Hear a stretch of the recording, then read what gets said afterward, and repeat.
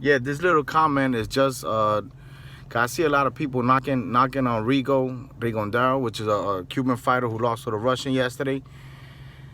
And unless you understand what it is to be in a ring and get punched by a dude that punches for a living, that's all he knows and that's all he does, you really shouldn't be talking too much. You know what I'm saying?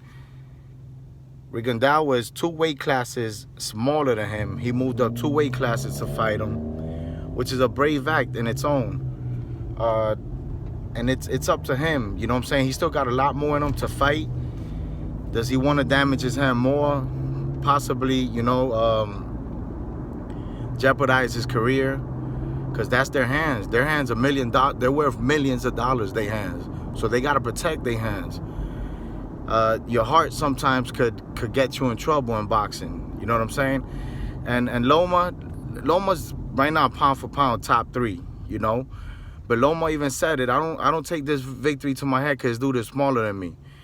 But just to add on to that, Loma, you fought a dude that had a broken hand or a damaged hand for 4 rounds and you couldn't capitalize on it.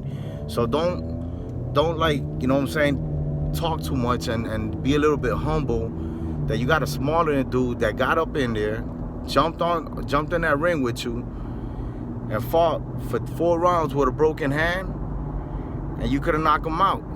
You know, right there you had the advantage of the weight, the advantage that he's only got one hand and you really couldn't do much. So for the boxing heads, unless you've been in a ring and unless you've been touched by that leather in the face and you know what it is to fucking be exhausted and get punched in the face and, you know, by some crushing blows, you shouldn't be talking, man. These boys, they do that shit for a living. They break their souls to do this. You know?